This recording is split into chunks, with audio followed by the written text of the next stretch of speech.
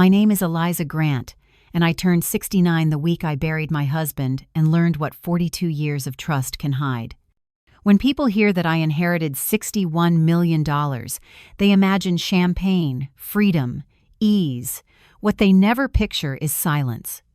The kind of silence that fills a house once built for two, when every photograph looks like evidence and every phone call feels like a test. Daniel, my only son, said he had met someone. Her name's Sabrina, he told me, cheeks bright, the way he used to glow after winning his first science fair. She's magnetic, Mom. You'll love her. 6 months later, they were married beneath a glass ceiling that made even the sun look artificial. I knew that voice, she used, the careful sweetness that flatters before it bites. When she visited, her heels struck my hardwood like metronomes counting down. The first time, she excused herself to find the restroom. 20 minutes later, I found my bedroom door open, the smell of my rose hand cream faint in the air. Nothing missing, yet everything off balance. My husband's journals sat in their exact positions, but the air carried the cold of trespass. I told myself I was paranoid. After all, grief distorts. But instinct never lies, it only whispers. And mine whispered, "Protect what he built. Protect what's left of you." Peter had built Grant Supply and Lumber from a rusted forklift and a rented warehouse. "Money should work for you, never on you," he used to say, scribbling figures at the kitchen table while coffee went cold. When the cancer came, he faced it with the same patience he faced recession, one measured step at a time. He left this world in our bedroom, the hum of the oxygen machine barely louder than his breath, and left me the empire we had never intended to make. 61 million in holdings, properties, and a letter written in his shaky hand. Give Daniel a runway, not a landing pad. So I did what every cautious widow does. I said nothing. Not to Daniel, not to anyone. The money stayed invisible, obedient, silent. Then, 5 days after the wedding, when the jet should have been flying them to the Maldives, I heard tires on gravel and saw a black Mercedes parked at my gate. Sabrina stepped out, white suit immaculate, lips the color of accusation. Beside her stood a man with a leather briefcase, his smile rehearsed, his shoes too quiet. "Mrs. Grant," he said, extending a card before I offered my hand. "I'm Colin Voss, the family financial advisor." The word family lodged in my throat like glass. They sat in my living room, the same one Peter and I painted ourselves, and laid out papers thick enough to feel expensive.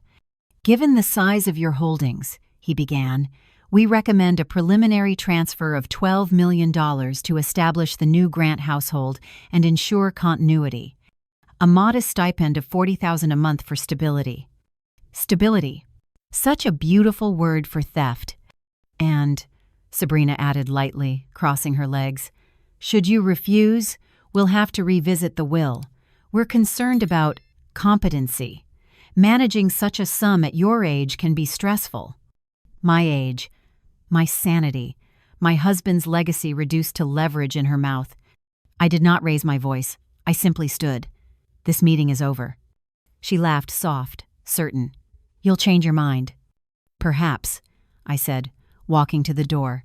"But not today, and not for you." When it closed behind them, the silence returned. But this time, it was not loneliness, it was preparation.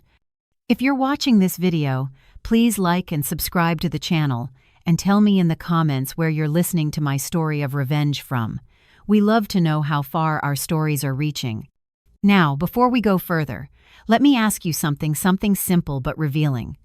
If someone you loved brought danger to your door, what would you protect first? A. Your peace, even if it costs you everything else. B. Your legacy, even if it costs your peace. Think about it, choose one, and write A or B in the comments. I'm curious which kind of protector you are. The first time I met Peter Grant, he was 22 and already carried the quiet certainty of someone who had decided to build rather than wait. I was a junior accountant then, still learning the rhythm of survival, and he came into my office smelling of sawdust and cold air, his hands raw from the lumberyard. He needed help balancing invoices for a business that barely existed, a rented warehouse, one forklift, and faith that hard work could outlive luck. He said, "I can't promise wealth, Eliza. Only effort." It was such an honest sentence that I married him a year later. We never lived the way people imagine the rich live. For most of our marriage, we drove one car between us, packed lunches in paper bags, and spent Saturdays walking through half-built homes. Peter supplied lumber for dreaming of what could be. He built Grant Supply and Lumber from those weekends, one order at a time, one hire at a time, one belief repeated like prayer: keep your word, pay your bills, and never owe gratitude to the wrong people. It wasn't glamorous, but it was solid. By the time Peter turned 50, the business had spread across 3 states, 27 locations, under a single name he refused to franchise. A business should have fingerprints, not logos, he used to tell the young managers who came through with MBA degrees and diamond watches. He paid them well, treated them like sons, but he never let ambition turn arrogant. We had no mansions, no yachts, no photos on magazine covers. Just one weathered saltbox house and a ledger that never once dipped below zero. When cancer arrived, it didn't knock. It simply entered, uninvited, and rearranged our world. I watched the man who could lift 2x4s with one hand lose weight faster than hope. He worked through it, reviewed reports from the hospital bed, dictated memos, refused pity. "I'm not dying," he said. "I'm delegating." The day he could no longer speak, he slid a notebook toward me. Inside were passwords, signatures, and a letter written in the careful hand of a man who plans for storms. "The company will be sold. Take the offer if it reaches 58 million or more. Keep the home. Keep the accounts lean. Give Daniel his trust when he turns 36, not a day sooner. A runway, not a landing pad. He'll hate you for it now, but love you for it later." He died 3 months later, in our bedroom, with sunlight pooling on the quilt his mother had sewn 40 years earlier. Daniel stood on one side of the bed, I on the other, both holding the same hand that had built our life. I remember the warmth fading so slowly that for a moment I believed warmth was forever. After the funeral, I sat in Alicia Park's law office with that notebook on my lap. The sale had gone through. Grant Supply and Lumber, everything Peter had built, was now owned by a national chain. Between the sale, life insurance, and a portfolio of small commercial properties, the total came to just over $61 million. Alicia and our financial advisor, Gareth Lowell, explained the structure Peter had designed: separate trusts, asset protections, no single account holding too much. "He prepared this with meticulous care," Alicia said. "Every clause feels like he expected someone to test it." I signed the final papers with a hand that didn't feel like mine. 61 million. It sounded like a number that belonged to someone else. When we started, we'd been thrilled to clear 2,000 a month. And yet, in that sterile office, I understood wealth not as luxury but as burden, the kind that needed guarding, not flaunting. For months after his death, I woke at dawn out of habit, expecting the sound of Peter's coffee mug hitting the counter, the rustle of receipts from his jacket pocket. I still walked through the rooms we'd painted ourselves, touching the walls as if they were skin. People called with condolences, some with curiosity. "You must be set for life now," a neighbor said once, as if money replaced companionship. She didn't see me reheating soup alone, or folding his clothes because I couldn't yet box them away. Daniel visited every Sunday, talking about his classes, his students, the paper he was writing about legacy psychology. He was gentle, smart, and distracted the way young men are when they believe life will wait. I wanted to tell him everything about the fortune, about how his father had planned it down to the decimal. But Peter's letter had been clear. Silence was part of the protection. So I nodded, listened, and said only, "You're doing fine, sweetheart." Alicia called often to review documents. Gareth adjusted investments, but I lived simply. The same house, the same garden, the same Navy sedan that Peter had insisted could last another decade. I wore his wedding band on a chain around my neck. Some days I forgot it was there until it brushed my collarbone and reminded me that memory can be both anchor and chain. In the evenings, I read Peter's notes. They were practical lists, projections, instructions, but between the lines hid tenderness. "Don't let sentiment ruin good math," one page read. "Don't let greed ruin good people," said another. Those words built a rhythm in me, a kind of compass. They guided the choices that would come later, when sentiment and greed began their war. By the first anniversary of his death, I had learned the discipline of solitude. I paid bills by hand, kept ledgers in ink, and reviewed every statement twice. Gareth once laughed softly and said, "You manage this better than some institutions." I smiled, but the truth was simpler. Fear sharpens focus. I wasn't afraid of poverty, I had known that once. I was afraid of carelessness, afraid that one mistake could dishonor the man who had built an empire out of nothing more than patience. It was around that time that Daniel introduced me to Sabrina Locke, the woman who would soon stand at my door with a lawyer and a threat. But that day, she was all smiles and perfume, her laughter bright enough to hide its edges. Peter would have spotted the danger instantly. I wanted to believe love made her kinder than she seemed. I was wrong. Still, before the storm began, there was this calm, the understanding that everything Peter had left me was both shield and target. His fortune was not a reward, it was a test. And I would spend the rest of my life proving I deserved to pass it. There is a particular tone a woman learns to recognize after enough years of life, a tone that doesn't come from the words themselves but from the air around them.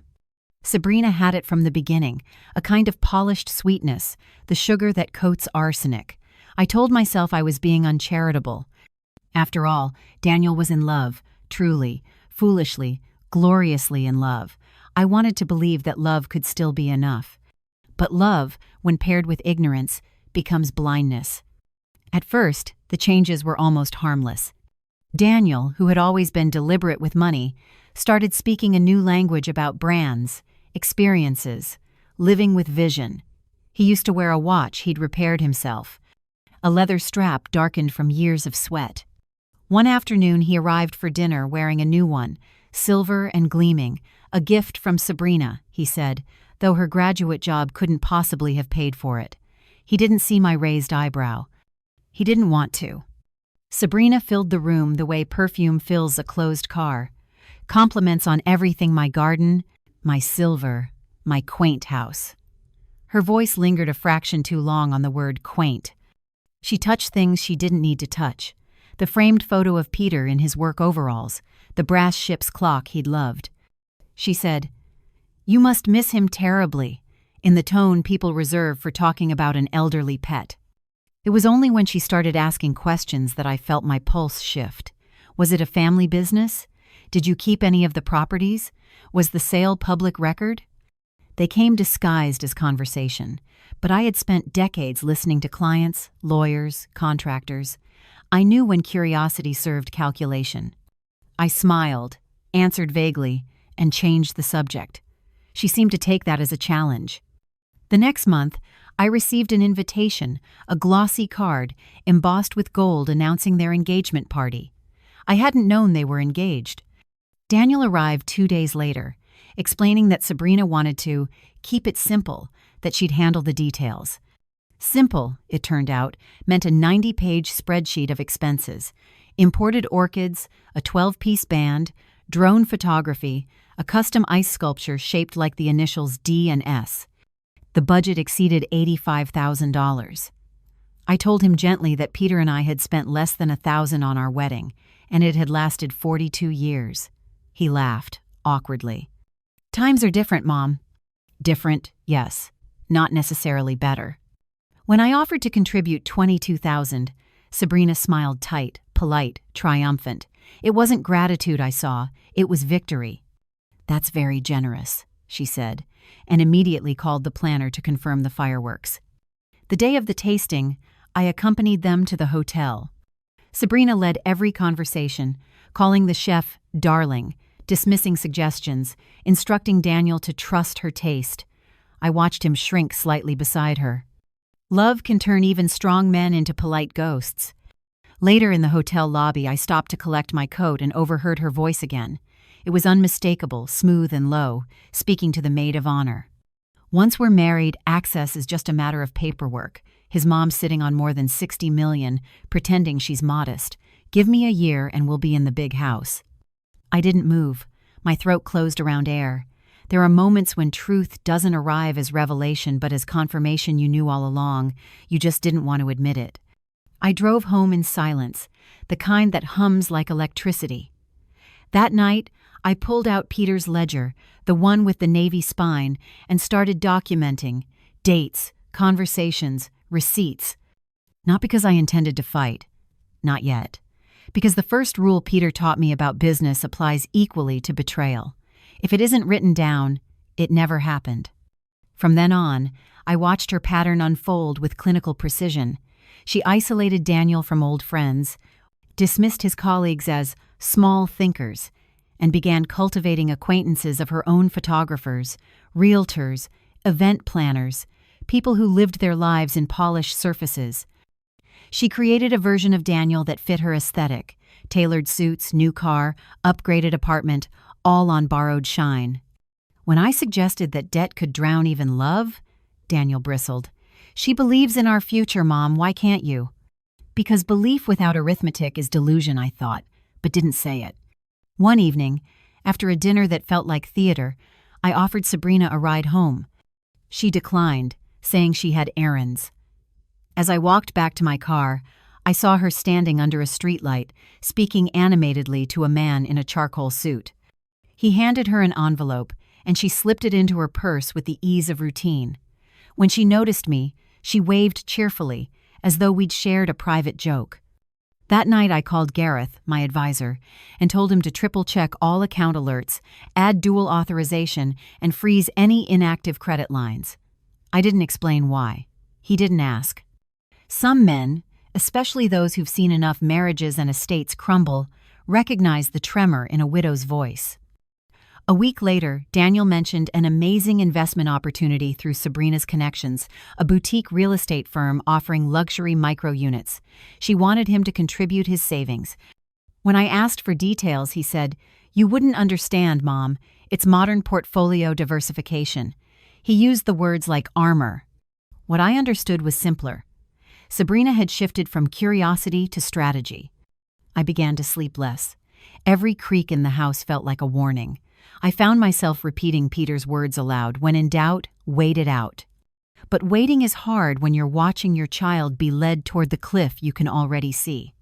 In early spring, invitations for the wedding arrived, ivory cardstock thick enough to serve as shields. The guest list read like a magazine of aspiration. Sabrina had upgraded the venue again. Daniel's smile in the engagement photo was wide but hollow, like a man posing in a costume he didn't realize he was wearing. The night before the ceremony, I dreamed of Peter standing in the doorway, sleeves rolled, eyes steady. He didn't speak, but I knew what he would have said: protect the company, protect the boy, even from himself. When I woke, the house was filled with the scent of roses, Sabrina's chosen flower, imported and too perfect. I stared at the vase on the table, its petals flawless, its stems already browning underneath. Beauty, I realized, dies from the inside first. I dressed for the wedding with the calm of someone who knows that control is not about stopping disaster, but about surviving it. I would go, I would smile, and I would keep my silence. Because silence, used correctly, is not weakness, it is strategy. By then, the red flags were no longer warnings. They were the whole landscape. And yet, the heart, even an old one, hesitates before calling its own child's choice a danger. I had no proof, not yet, only instinct, and instinct when it whispers sounds a lot like love begging to be believed. By the time spring melted into early summer, I understood that what I'd mistaken for arrogance in Sabrina was strategy. It wasn't about love, it was about access. Every gesture, every smile, every apology had been a prelude to extraction. She wasn't building a marriage, she was constructing an entry point. It began with paperwork. One morning, Daniel stopped by, distracted and late for a meeting, asking me to look over a small business proposal Sabrina had drawn up. She wanted to start an interior design company. She said a boutique brand called Lock & Grant. I skimmed the first page and my pulse began to pound. The form wasn't a simple registration. It was the creation of a limited liability company, an LLC, that listed Daniel and me as potential founding members. My name had been typed in already, complete with address and partial tax ID. I asked Daniel if he knew about that. He shrugged. Sabrina said it's standard something to help with tax benefits. I smiled, careful not to show the ice sliding down my spine. After he left, I called Alicia. She read the document, paused, and said, "Eliza, this isn't a business, it's a fishing net. Don't sign anything. I'll flag the Secretary of State's office first thing Monday." 2 days later, Gareth phoned. "Strange call this morning," he said. "Someone claiming to be your assistant tried to confirm your birth date for a credit application." The caller hung up when asked for verification. I remember the sound of my own breath flattening. "Freeze every inactive account," I told him. "Add dual authentication. No transfers without me, not one." That same evening, Daniel's laptop began acting oddly. He called a technician from his university's IT department, one of his students. The boy found spyware hidden behind a browser extension, subtle enough that it would have gone unnoticed if not for a system lag. Whoever installed it had access to financial logins, email drafts, even password hints. When Daniel mentioned Sabrina used his laptop to check flights, I didn't speak. There are moments when silence becomes a form of mercy. A week later, a realtor phoned Daniel, offering to show him an off-market estate perfect for the new Grant couple. It was a $3 million property on the coast, well beyond their means. The realtor, when pressed, admitted that a family connection had recommended him. The connection turned out to be one of Sabrina's acquaintances from the engagement party. That night, Daniel laughed off the absurdity. I didn't. Predators always start by testing boundaries to see how far the prey will stretch before snapping. I kept notes, times, names, phrases. I wrote like an auditor documenting a crime that hadn't yet been proven. My handwriting tightened as the pattern revealed itself. Every week, a new attempt. A small, friendly email from a bank liaison. A phone call from a charity claiming Peter had pledged a donation. Invitations to exclusive investment previews, each one designed to probe, to measure, to soften. When I told Alicia, she sighed. "You're dealing with people who understand one thing: paper trails. We'll leave our own." She drafted a formal notice to all major institutions holding Peter's assets, outlining the precise limits of authorization. "If anyone contacts you or your office claiming family status," it read, "they are to be denied access without written verification from me." We began calling it what it was: a containment plan. Meanwhile, Sabrina's performance continued flawlessly. She threw herself into wedding preparations with the zeal of a producer staging a Broadway show. Invitations thick as book covers, table settings chosen months ahead, bridesmaids measured for gowns that cost more than Peter's first truck. The extravagance wasn't about beauty, it was about narrative. Sabrina was building her legend before the fall. On the night of the final tasting, she ordered a bottle of champagne for the future. Daniel lifted his glass. I didn't, she noticed. "You don't drink, Mrs. Grant?" she asked, her tone sugared but sharp. "I do," I said, "just not when I can't predict the morning." Her smile froze for half a second. I saw it, then the flicker of irritation, the quick calculation behind her eyes. A few days later, Alicia called again. "The LLC Sabrina registered has been denied. She made a small clerical error in your address." We both knew it wasn't an error. It was a forgery undone by arrogance. "Good," I said. "Let her trip on her own handwriting." Still, I felt the net tightening. Then came the first open confrontation, subtle but unmistakable. She arrived unannounced one morning, all perfume and precision, holding a thick folder of floral mock-ups. "We want to include you in decisions," she said, laying the papers on the dining table. "You're such an important part of Daniel's legacy." I flipped through the folder. Beneath sketches of lilies and roses were invoices, each with Grant family account typed in the corner. "I don't have an account under that name," I said. Her lips curved, but the eyes didn't move. "Oh, maybe Daniel used your card to set one up. It's easy to mix things when we're all family." That word again. Family. So casually weaponized. I stood slowly, gathering the papers into a neat pile. "Return these to the florist," I said, sliding them back toward her, "and tell them there's been a misunderstanding." She blinked, feigning innocence. "Of course," I just thought. "Don't," I said quietly. "Thinking on my behalf rarely ends well." She left with a brittle laugh. That evening, Daniel called to apologize for her miscommunication. I told him not to worry, but when the line went silent, I could hear him breathing heavily the way people breathe when they are trapped between love and logic. By mid-July, I had every defense in place: frozen accounts, legal notices, updated locks. And yet, the danger wasn't in the money, it was in the erosion. She had infected Daniel's confidence, his judgment, his sense of independence. He began speaking her language, using words like equity, family synergy, legacy transition. I wanted to shake him, but all I could do was watch and wait. Peter's old phrase returned to me each night: "When in doubt, wait it out." So I waited, documenting each new maneuver. The fake charity gala invitation, the bank employee who accidentally sent a verification email, the florist who confirmed a massive order Sabrina had placed on the family account. Every detail carved into my notebook like tally marks on a cell wall. One evening, as I reviewed the notes, I realized the scope of her ambition. Sabrina wasn't simply marrying into comfort, she was engineering a full financial takeover, and she believed she was winning. I closed the ledger, switched off the lamp, and looked out into the dark yard where Peter's roses grew wild along the fence. The air smelled of earth and rain, clean and uncorrupted.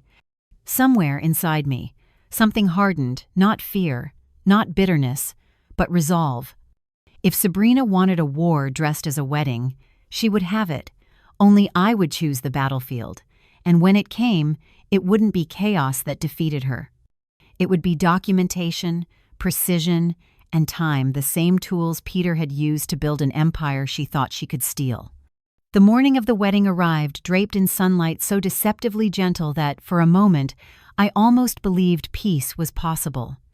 The air outside shimmered with spring warmth, but inside me, everything was frost. I had not slept the night before. I'd gone over every detail in my mind: the bank freezes, the trusts, the power of attorney restrictions, all locked in place like invisible walls. The only unpredictable element left was the bride herself. The Grand Crest Hotel had been transformed into a cathedral of excess. White silk cascaded from the rafters, the scent of imported orchids thick enough to make breathing feel expensive. Waiters glided like swans through a maze of tables covered in crystal. It was dazzling, overwhelming, and utterly soulless. Peter would have hated every inch of it. When I arrived, guests were already whispering about the spectacle. "They spared no expense," someone said near the champagne tower. I smiled politely, knowing exactly whose expense it truly was. Daniel, my son, stood near the altar, handsome in his tuxedo but carrying a strange stiffness in his shoulders, a quiet tension that only a mother would notice. When our eyes met, his smile faltered, then steadied again. I nodded, a silent promise that no matter what came, he wasn't alone. Sabrina entered the hall like a queen descending into her coronation. Her gown, a cascade of pearls and silk, sparkled under the chandeliers. She didn't so much walk as glide, and every step she took echoed triumph. Her gaze flickered over the crowd until it landed on me. The smile she gave wasn't one of affection, it was a challenge. The ceremony itself was brief but ornate, the officiant reading lines that sounded rehearsed for a magazine spread. When Daniel said his vows, his voice wavered once, barely noticeable. Sabrina's vows, in contrast, were flawless words polished to perfection, heavy with promises that meant nothing. As they kissed, I felt the smallest tremor of sorrow, not for the marriage, but for the lesson I knew he would soon have to learn. During the reception, I was seated at a table with Sabrina's parents, ordinary people, polite but uneasy. Her mother, a soft-spoken woman with tired eyes, whispered to me after the first course, "We never imagined something so grand. We told her to keep it simple, but you know how she is." I smiled kindly. "Yes, I do." As the night unfolded, Sabrina drifted from guest to guest, gathering compliments like trophies. The photographers never left her side. Every gesture was deliberate, the tilt of her head, the brush of her hand on Daniel's arm, the glance toward me as if to say, "This is mine now." It was during the toasts that the mask slipped for the first time. She raised her glass, smiling sweetly. "I just want to thank my wonderful new mother-in-law," she said, her voice lilting. Without her support and generosity, none of this would have been possible. She's truly a woman of means, both in spirit and fortune. The crowd laughed politely. I felt dozens of eyes turn toward me. My fingers tightened around my glass. It was a calculated jab, disguised as flattery. She wanted to draw blood without leaving a mark. I met her gaze, calm and unwavering. "Thank you, dear," I said softly. "You've certainly made this night unforgettable." After dinner, while guests danced and the music swelled, I slipped away to the terrace for air. The city lights shimmered across the lake, their reflections rippling like scattered coins. Behind me, laughter poured out of the ballroom hollow, glittering, endless. Then I heard it. Sabrina's voice, low and sharp, from the shadows near the door. "Don't worry," she was saying to her maid of honor. "It's only a matter of time. Once he inherits, everything changes. His mother won't live forever. And trust me, I'll make sure she remembers that when it counts." The words landed like ice in my veins. I turned slightly, enough to see them through the reflection in the glass door. Sabrina stood with her back to me, her face illuminated by the golden light spilling from the ballroom. Her expression was pure calculation. There was no love there, no pretense, just a predator assessing her timeline. I stayed hidden, breathing slowly, memorizing every word, every tone. I didn't need recordings or witnesses. Truth has a way of etching itself too deeply to ever be erased. Inside, the music changed to something slow, romantic. Daniel appeared, scanning for her. When she returned to his side, her smile reappeared, bright, innocent, false. I watched them dance, her head resting against his shoulder. He looked peaceful for a fleeting moment, unaware that the arms holding him were already counting what they believed would soon be theirs. The rest of the evening passed in a blur of speeches, laughter, and clinking glasses. I played my part flawlessly, the gracious mother, polite, composed, forgettable. The only hint of rebellion was the quiet refusal to toast with champagne. I lifted my water glass instead, earning a curious look from the waiter. By midnight, the newlyweds were surrounded by well-wishers, preparing to leave for their honeymoon in Santorini. Daniel hugged me tightly, longer than usual. "Thank you for everything, Mom," he whispered. "I know you think we moved fast, but she really does love me." "I hope she proves me wrong," I said, brushing a speck of lint from his jacket. "More than anything, I hope she does." Sabrina approached, radiant in her going-away dress, the picture of modern grace. "We'll bring you something beautiful from Greece," she said, her tone dripping with sincerity. "Maybe a necklace, something timeless like family." I smiled, meeting her gaze one last time before she turned away. "I already have something timeless," I said. "It's called patience." She blinked, unsure whether it was a compliment or a warning. I let her wonder. When the limousine finally disappeared down the drive, the night felt unnaturally still. The music had faded, the lights dimmed, the laughter dissolved into the lake air. Only the scent of orchids lingered, a sweet, suffocating perfume that clung to my skin. Back inside, the ballroom looked like the aftermath of a performance. Tables half cleared, napkins folded over empty plates, candles guttering in pools of wax. I stood alone beneath the chandeliers and whispered to the space Peter once filled, "You were right. Money doesn't attract evil, it reveals it." Then I walked to the center of the room and picked up one of the discarded champagne flutes. The last of the bubbles had died, the drink flat and tasteless. I raised it in a quiet toast to the silence. Here's to foundations strong enough to survive the storms built by fools. That night, I didn't cry. I didn't tremble. I simply sat at my desk, opened my notebook, and wrote down everything I'd heard, everything I'd seen, dates, names, words, evidence. By the time dawn stretched pale light across the horizon, I had 20 pages of notes and a clear plan forming in my mind. The war Sabrina thought she had already won hadn't even begun, and when it did, she would learn what Peter always taught me. Empires built on deceit collapse faster than love built on truth. 5 days after the wedding, I was in my garden trimming the same rose bushes Peter had planted on our 10th anniversary. Their blooms were pale, almost ivory now, the color of bone. The morning air was soft and deceptive, and for a moment I almost forgot the weight pressing against my chest. I was kneeling in the dirt, pruning shears in one hand, when I heard the sound of tires crunching on the gravel driveway. I wasn't expecting anyone. A sleek black Mercedes glided to a stop beside my aging Volvo. The contrast was so deliberate it felt theatrical. From the passenger seat stepped Sabrina, wearing oversized sunglasses and a white pantsuit so pristine it could have glowed. Her posture radiated entitlement, the kind of confidence that doesn't come from love or happiness, but from the certainty of leverage. But what made me pause was the man who stepped out of the driver's side. Mid-50s, polished, carrying a leather briefcase. His smile was professional, practiced, insincere. The kind of man who's paid to deliver unpleasant news politely. I wiped my hands on my apron and stood, already sensing the shape of the storm. "Sabrina," I said evenly, "I thought you and Daniel were in Santorini." She smiled faintly. "We cut the trip short. There were pressing family matters." "I see." I nodded toward the man. "And your companion?" "This is Mr. Adler," she said, motioning to him as if she were introducing her accountant to a client. "Our family financial advisor."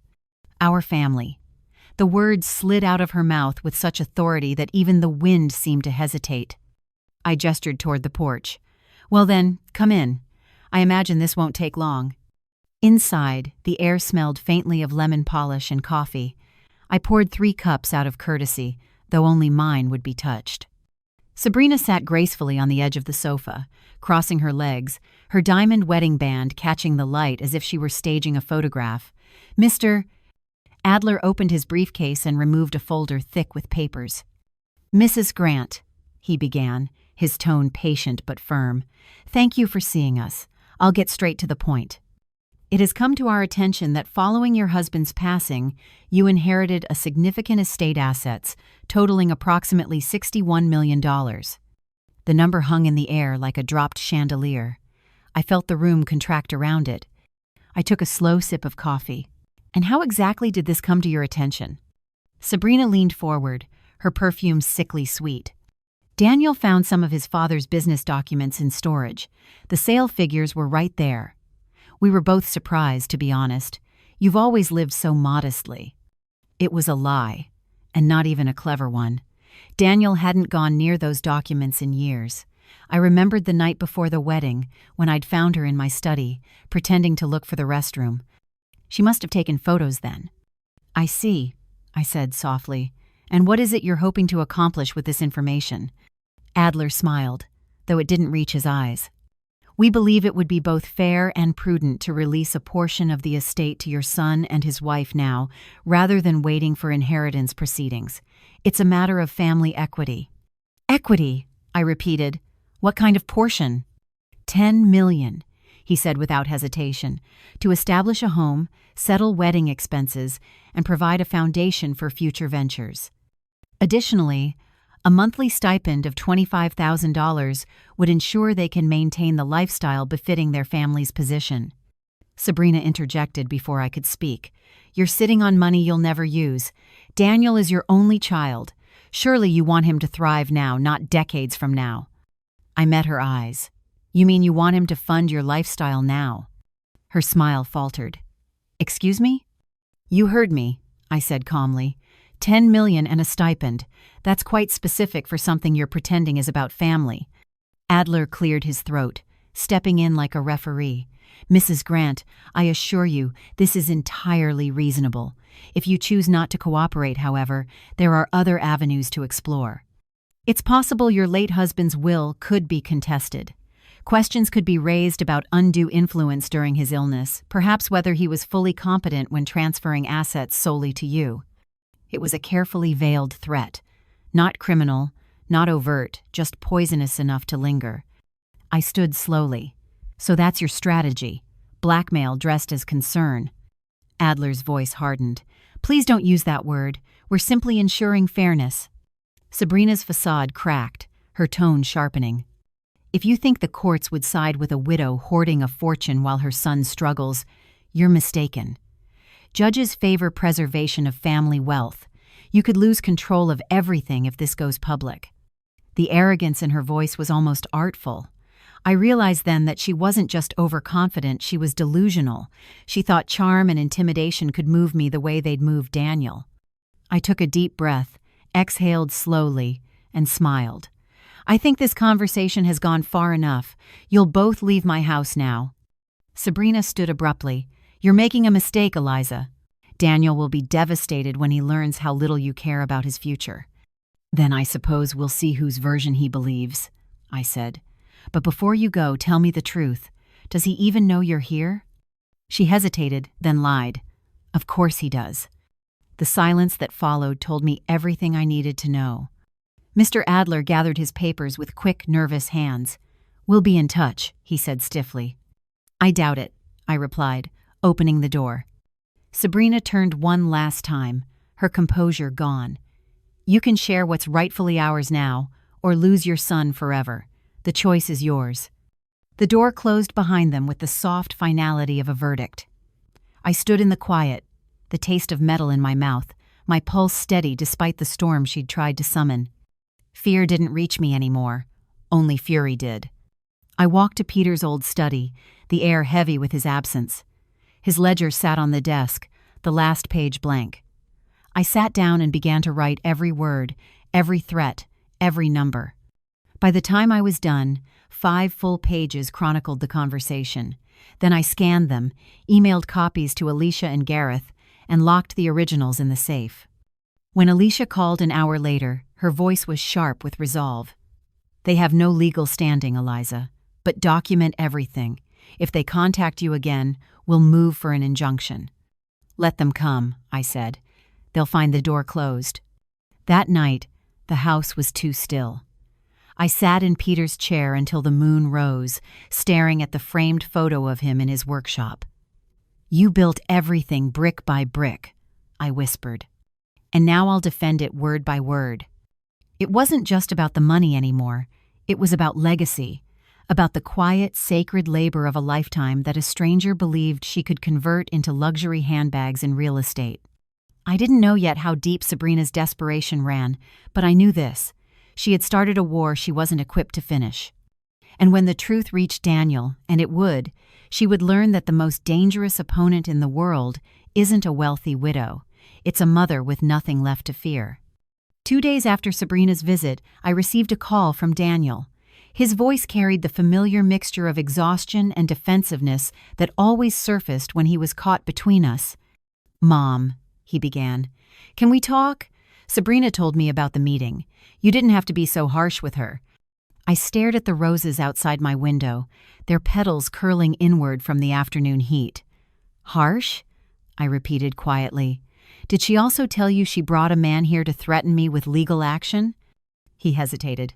She said it was just a misunderstanding. Mr. Adler wanted to explain some financial options. She didn't mean for it to sound that way. Daniel, I said softly, I have lived long enough to recognize extortion when I hear it. He sighed deeply, the sound of a man torn in half. I just want us to get along. She thinks you don't respect her, and you think she's after something. It's exhausting. There was a silence long enough to feel like a lifetime. She is after something, I said finally, and I have evidence. He didn't answer right away, only muttered, You've always been suspicious. Suspiciousness kept your father's company alive when others tried to steal from him, I said, and it's the only reason you still have a home to live in. He grew quiet, but before he hung up, he whispered something I hadn't heard from him in years. Please, don't make me choose sides. When the line went dead, I sat motionless, hands trembling not from fear but from grief. It wasn't Sabrina's schemes that broke my heart, it was how easily she had learned to bend his will. Love had made him blind, and blindness was something she counted on. That evening, Alicia came by with a folder of her own. You were right to call me, she said, spreading documents across my kitchen table. Sabrina's lawyer filed a preliminary notice of intent to contest the will. It's not an actual case yet, but it's a warning shot. I laughed. A sharp, humorless sound. A warning shot from a woman married less than 2 weeks. Alicia tapped the papers with her pen. They're testing your resolve. If you don't respond, they'll move forward. Then we'll respond, I said. By the following morning, the battle had moved into the realm of letters and signatures. My attorney sent formal notifications to the estate's trustees, reaffirming the legality of Peter's will and my sole authority over the assets. Every document was airtight, every transfer traceable, every witness verified. Sabrina had entered a battlefield she couldn't comprehend, one made of contracts and timestamps, not charm and deceit. Still, she didn't retreat. That week, gossip began to ripple through the community. Someone, no doubt, had started spreading stories that I'd manipulated Peter's finances before his death, that I'd cut Daniel out of the inheritance out of spite. Old friends began calling with tentative questions. One even asked if I was all right mentally. It was a campaign of whispers, subtle, poisonous, effective. By the 3rd day, I realized what she was doing. If she couldn't win legally, she'd try to erode my reputation, paint me as a bitter, unstable widow clinging to money she didn't deserve. It was psychological warfare, and she was frighteningly good at it. But she underestimated one thing: my patience. That weekend, I received an invitation in an elegant envelope. Dinner at the Ridgeview Country Club, private gathering in your honor. It was signed by Sabrina. Alicia raised an eyebrow when I showed it to her. She's baiting you. I know, I said. But this time, I'll take the bait. The club glittered with evening chandeliers, all gold light and crystal laughter. I entered wearing the navy suit Peter had always said made me look like I owned the room. When I walked in, the conversation dimmed slightly, just enough to notice. At the center table sat Sabrina and Daniel, surrounded by a handful of couples from their social circle. A few of them had once been business acquaintances of Peter's. She waved as if welcoming a dear friend. "Eliza, over here." I approached slowly, letting every step announce that I wasn't there to apologize. As I sat down, she smiled sweetly. "We wanted to clear the air. People have been so confused lately, rumors flying everywhere." "Rumors are interesting things," I said, unfolding my napkin. "They tell you more about the person spreading them than the one they're about." Daniel shifted uneasily beside her. "Let's just talk, please. No more accusations." Sabrina touched his hand gently. "Of course, darling. This isn't about fighting, it's about family." Then she turned to me, her tone dripping with compassion. "Eliza, I know this has all been difficult since Peter's passing. Adjusting, managing things on your own. It's a lot for someone your age." The insult was delicate, almost surgical. I leaned forward, lowering my voice until only she could hear. "Sabrina, if you ever again imply incompetence on my part in public or private, I'll ensure your name is forever tied to a failed lawsuit and financial fraud attempt. Choose your words carefully." Her smile froze. "You wouldn't dare." I smiled back. "I already did." The table went silent. Daniel looked between us, bewildered. "What's going on?" "Nothing, sweetheart," Sabrina said too quickly. "Your mother's just—" "Calm," I interrupted. "I'm calm, and I'll remain calm when the police call you next week. See, I filed a report after your visit with Mr. Adler. It seems extortion is still a crime." Her face blanched. "You what?" "I didn't press charges," I said smoothly. "Not yet, but I did include copies of our conversation transcripts. You'd be surprised how clear home audio can be when recorded discreetly." She looked at Daniel, her poise unraveling. "She's lying." Daniel's voice trembled. "Mom, tell me that's not true." I met his gaze. "Everything I said is verifiable. You can ask Alicia or check the timestamps yourself." The color drained from his face. "Sabrina, did you?" Her expression flickered between denial and rage. "You're actually going to believe her over me?" He didn't answer. I stood, smoothing my jacket. "Dinner was lovely. I'll leave you both to discuss honesty and equity in private." As I turned to go, Sabrina reached out, her composure cracking. "You can't destroy me, Eliza. I'm family now." I looked over my shoulder, my voice low and certain. "No, Sabrina, you were a visitor. Family earns its place." That night, I drove home through quiet streets, the moon glinting off the hood of my car. I didn't feel victorious, just profoundly tired. Yet beneath the exhaustion was a steadiness I hadn't known in months. The truth was no longer a secret weapon, it was armor. When I reached home, I sat in Peter's chair again, whispering to the darkness, "It's starting, love.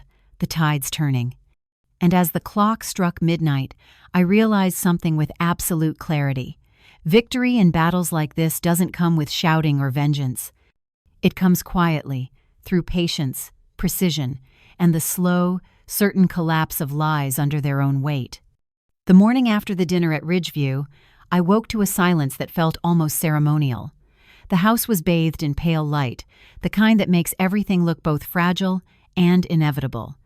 I poured myself coffee, sat by the kitchen window, and replayed the scene from the night before in my mind. The tremor in Sabrina's voice when she realized I had evidence. The look on Daniel's face, confusion, dawning awareness, fear. The moment the illusion she'd so carefully constructed began to fracture, it wasn't satisfaction I felt, it was relief.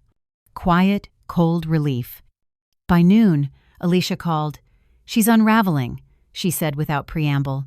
"We just received notice that Mr. Adler has withdrawn representation. Apparently, Sabrina's payments bounced." "Good," I murmured. "It's time she starts paying her own bills." Alicia hesitated. "Daniel came by the office this morning. He looked like he hadn't slept.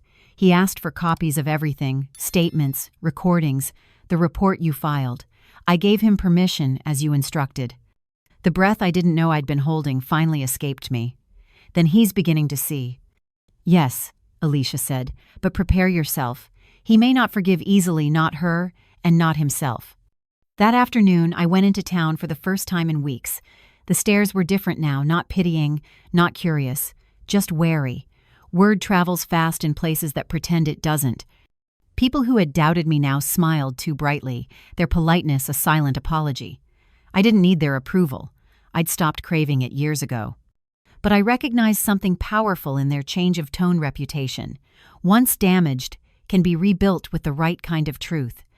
When I returned home, a car was already in the driveway. Daniel's. He stood by the porch steps, his tie loosened, his eyes red. I could tell before he spoke that he'd seen everything. "Mom," he said, his voice low, brittle. "It's all true, isn't it?" "Yes." "She recorded me," he continued, disbelief cracking through each word. "She recorded our conversations, our finances, our private life, trying to use them against you. And she told me you were manipulating her." I stepped closer, wanting to reach for him but not daring to. "I'm sorry you had to see it that way."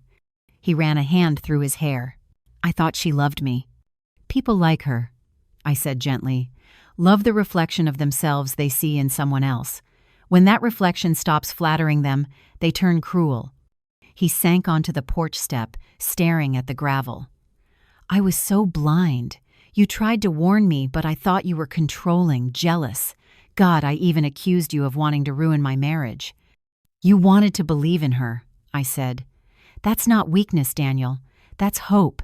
It's what makes you good. But even goodness has to learn when to close the door."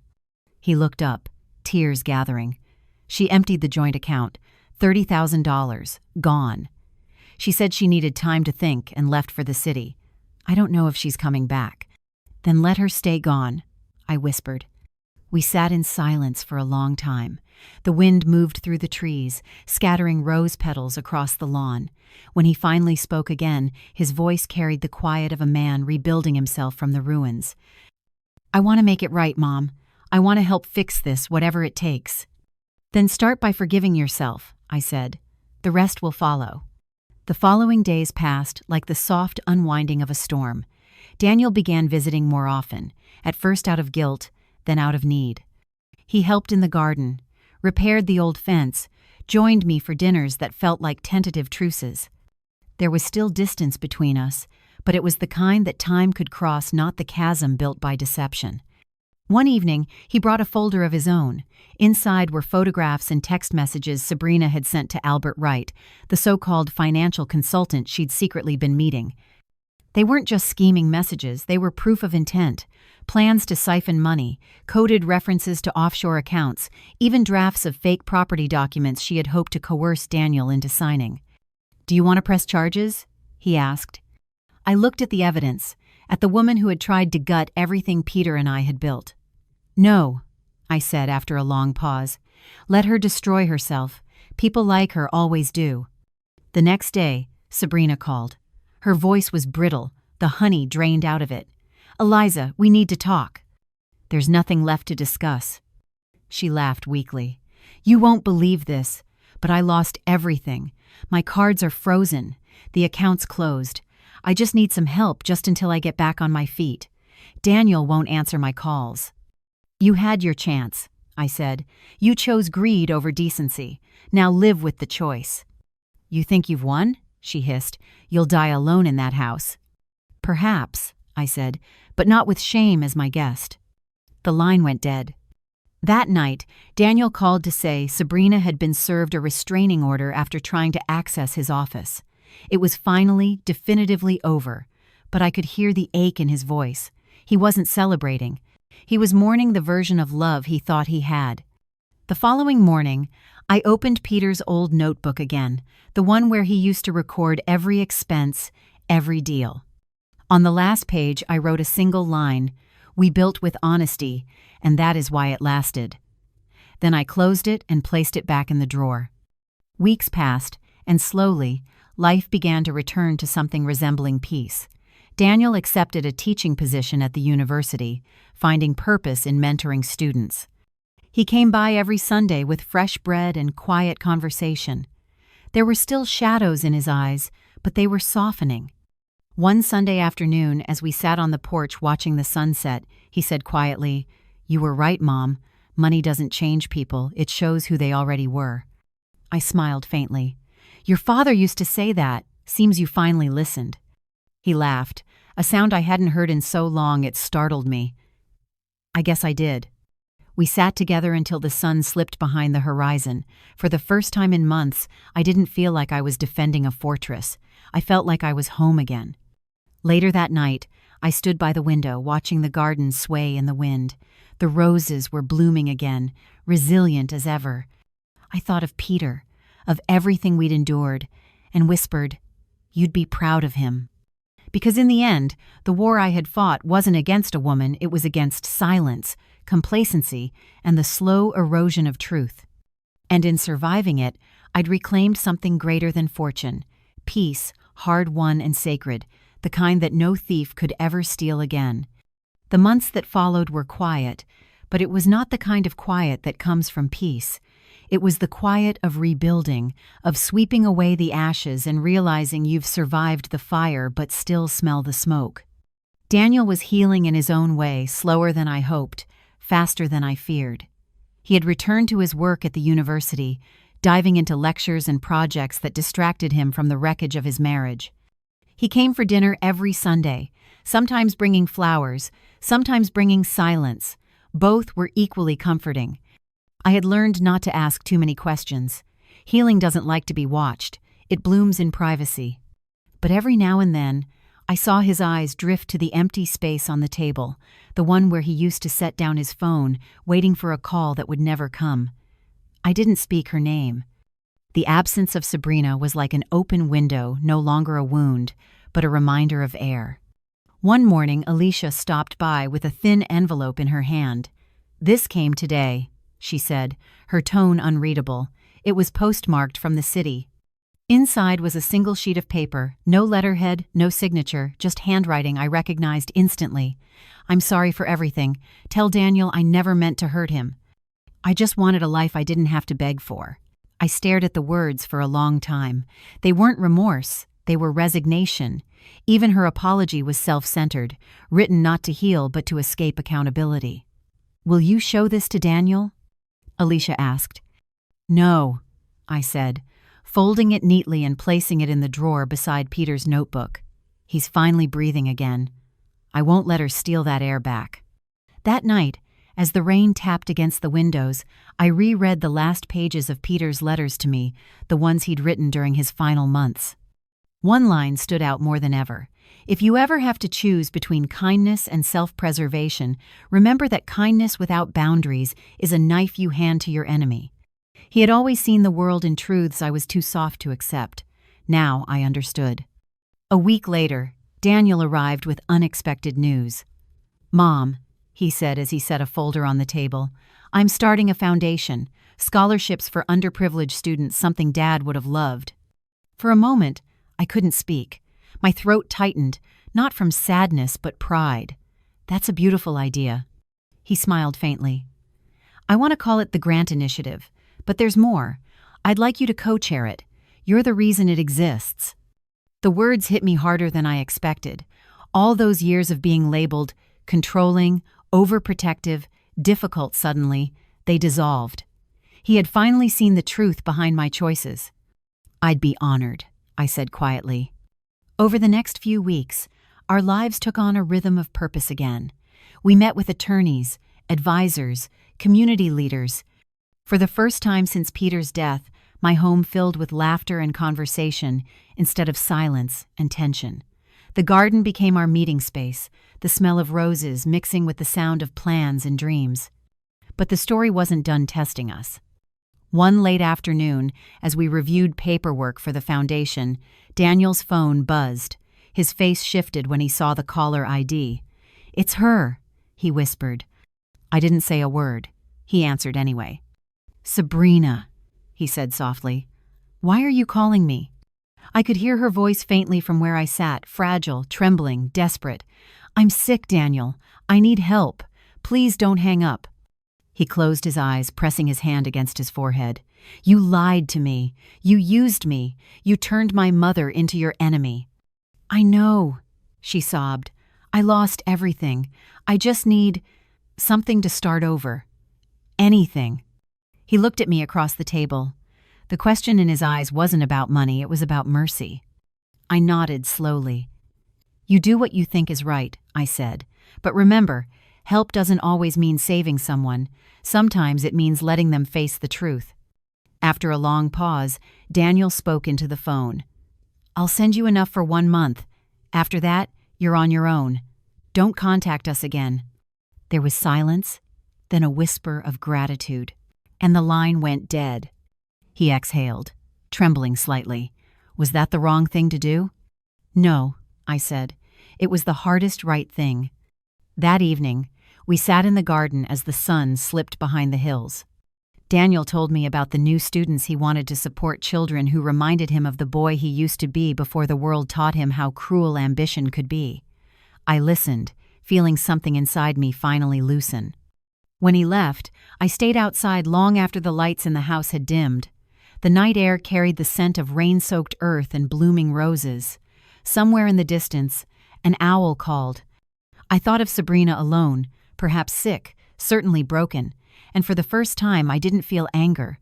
I felt distance. She had become a shadow in a story that no longer belonged to her. The following morning, I visited the local courthouse. I updated my will, ensuring that the foundation would continue long after I was gone. I divided the remaining assets carefully enough for Daniel to live comfortably, enough to protect the cause we now shared, and nothing wasted on those who saw generosity as weakness. When the papers were signed, I walked out into the sunlight feeling lighter than I had in years. The burden of vigilance, of fighting and guarding and proving, had finally eased. What remained was clarity. That night, I opened Peter's notebook one last time and added a final note beneath his last entry. The legacy is safe. The storm has passed. And love, real love, has survived it all. Then I closed it, placed it back in the drawer, and turned off the lamp. The house was quiet again, but this time it wasn't the quiet of loss, it was the quiet of peace earned. As I drifted to sleep, I thought about the years ahead, not as a widow or a victim, but as a woman who had rebuilt the meaning of family from the rubble of betrayal. And in that stillness, I finally understood what Peter meant when he once said, "Wealth is temporary, but dignity, once protected, becomes its own kind of fortune." I smiled in the dark. He was right, and this time I had the proof. Spring arrived slowly that year, as if the world itself needed time to heal along with us. The frost that had once bitten at the rose bushes retreated, and small buds began to bloom again along the garden fence. I spent most mornings outside, trimming the plants Peter had loved, watching the sunlight filter through their leaves. For the first time in years, I wasn't guarding something, I was tending to it. Daniel's foundation was already growing faster than either of us imagined. The Grant Initiative had become a symbol of recovery, both for him and for me. Letters began arriving from students who had received their first scholarships, some handwritten in looping script, others typed but brimming with gratitude. Reading them, I could almost feel Peter's hand resting gently on my shoulder, his quiet approval in every line. Daniel often joked that I was becoming more famous than him. "They all ask about you," he said one evening as we prepared dinner together. "They say you're the kind of woman they want to become, one day strong, unyielding, gracious, even when wronged." I laughed softly. "Then make sure they also learn patience. Strength without patience is just stubbornness." He smiled, shaking his head. "You'll always have the last word, won't you?" "Someone has to," I said, and for the first time, we both laughed without the shadow of the past between us. But life, as it often does, had one final lesson waiting. Late one afternoon, a letter arrived with no return address. The handwriting was trembling, almost childlike, but the moment I saw the name signed at the bottom, I froze. Sabrina. I carried it to the porch and sat down before opening it. The letter was short, just 2 paragraphs, but it read like a confession written at the edge of exhaustion. "I've been in treatment for 3 months. The doctors say I'm lucky to be alive. I don't know if luck is the right word. I've lost everything, money, friends, reputation, but the one thing that haunts me is how easily I became the kind of woman who could destroy the very people who only ever tried to help her. I don't expect forgiveness. I just hope Daniel knows I finally understand what I did. I'm sorry." I read it twice, then folded it carefully and placed it inside Peter's old notebook, between the pages that contained his handwriting and mine. It didn't bring closure. Not exactly, but it brought something gentler, perspective. There are people in this world who learn only through ruin, who must watch their empires crumble before realizing they were never real to begin with. Sabrina had been one of them. That evening, Daniel stopped by. I didn't tell him about the letter right away. We sat in the garden, sharing tea as twilight stretched across the yard. He looked at peace now, his face less strained, his laughter easier. When the moment felt right, I handed him the letter. He read it slowly, then set it down beside his cup. "I don't know what I feel," he said. "Pity, maybe. Sadness, but not anger anymore." "That's how you know you've healed," I said softly. He looked at me, eyes reflecting the last light of sunset. "What should I do with it?" "Nothing," I said. "Some truths only need to be witnessed, not acted upon." He nodded, silent for a moment. "Do you think people like her ever change?" I thought about it. "People can change," I said, "but not all of them want to. The few who do have to rebuild from the inside out, and that's a kind of pain most won't face. Forgiveness isn't about letting someone back in. It's about freeing yourself from carrying their weight." We sat together as the first stars appeared, both of us quiet in a way that didn't need filling. There was no more vengeance to plot, no secrets left to expose, only life ahead, ordinary and beautiful in its simplicity.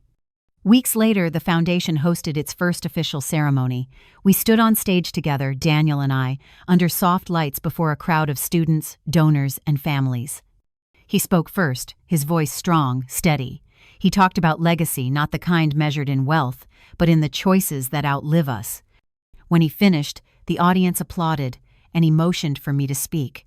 I hesitated for a heartbeat, then stepped forward. "I spent much of my life believing that protecting what we build is the same as protecting who we are," I began. "But I've learned that the real strength isn't in walls or wealth, it's in truth. Truth about who we love, who we lose, and who we become when life breaks us open." The room was utterly still. "There was a time," I continued, "when I thought betrayal was the end of love, but I've come to see that it's only the end of illusion. Love, the real kind, survives in honesty, in accountability, and in the courage to start over. That's what this foundation is built on. That's what my husband, Peter, would have wanted. When the applause came, it wasn't loud. It was long, warm, and full of the kind of respect that words can't describe. I saw Daniel wipe his eyes, and in that moment, I knew we had both finally stepped out from the shadow of what had been taken from us. After the ceremony, a young woman approached me. She couldn't have been more than 20, her eyes shining. "Mrs. Grant," she said shyly, "I watched your interview last month. The way you spoke about resilience, it gave me the courage to apply for this scholarship. I just wanted to say thank you." I squeezed her hand gently. "Then use what you've been given to build something honest. That's all the thanks I'll ever need." When the evening ended and the lights dimmed, Daniel and I walked out to the parking lot together. The air was cool, carrying the scent of rain on asphalt. He turned to me, smiling faintly. "Dad would be proud." "I think he already is," I said. The drive home was quiet. I passed the lake, the same one that had reflected the lights of his funeral all those years ago, and realized that grief had finally softened into memory. Love doesn't vanish when life changes. It adapts, reshapes itself, becomes something enduring. At home, I went to my study, opened Peter's notebook for the last time, and added a single line beneath the final entry: "Legacy kept, lessons learned, peace earned." Then I closed it and placed it in the safe, not as evidence but as testament. Outside, the garden glowed under the moonlight, each rose shimmering like a survivor's crown. And for the first time in a very long time, I whispered aloud, not in grief, not in defiance, but in gratitude. "We did it, Peter. We kept what mattered." Then I turned off the light, knowing that the story was no longer about what I'd lost, but what I had finally become. A woman free from fear, anchored by truth, and quietly, irrevocably, whole. When all the noise fades, what remains of a story like this isn't the betrayal or the money. It's the evolution of a woman who refused to let either define her. Eliza's journey wasn't about revenge. It was about reclamation. She began as a widow trying to protect her late husband's legacy, but what she truly protected was something far more sacred: her dignity. Every battle she fought against deceit, manipulation, and loneliness reshaped her into a woman who no longer measured her worth through what she owned, but through what she endured with grace. The quiet victory of her story lies in her transformation from protector to builder. Once she stopped defending what was behind her and began nurturing what was ahead, her life blossomed again. The foundation she created with Daniel wasn't just about scholarships or legacy. It was a living symbol of healing proof that goodness, when protected by wisdom, can outlast any storm. She taught us that love doesn't vanish in betrayal. It becomes wiser. And forgiveness, when it finally arrives, isn't weakness, it's freedom from the weight of bitterness. The deeper lesson here is that age does not end purpose, and loss does not end life. For many people watching, perhaps you've been betrayed by someone you loved, disrespected by those you helped, or dismissed because of your age. Eliza's story reminds us that it's never too late to reclaim your power and rewrite your ending. Whether you're 30 or 70, there's always time to choose peace over pride, growth over grief, and dignity over despair. In today's world, where self-worth is often tied to material things or others' approval, this story is a call to return to what truly matters: integrity, perseverance, and quiet courage. You don't have to expose others to win. Sometimes the greatest revenge is simply living a life so honest, so fulfilled, that those who wronged you fade into insignificance. If there's one takeaway from Eliza's journey, it's this: protect your truth fiercely, but never let that truth harden your heart. Strength without compassion isolates. Compassion without boundaries destroys. Balance them, and you'll find peace that no one can take from you. Now, I'd love to hear your thoughts if you were in Eliza's place. Would you forgive someone like Sabrina, or would you cut them out of your life completely? Your perspective might help someone else watching this right now. And if you enjoyed this story and want to hear more powerful tales of resilience, family, and redemption, please take a moment to like this video and subscribe to the channel. Your support gives us the strength to keep creating stories that remind us all it's never too late to rise again.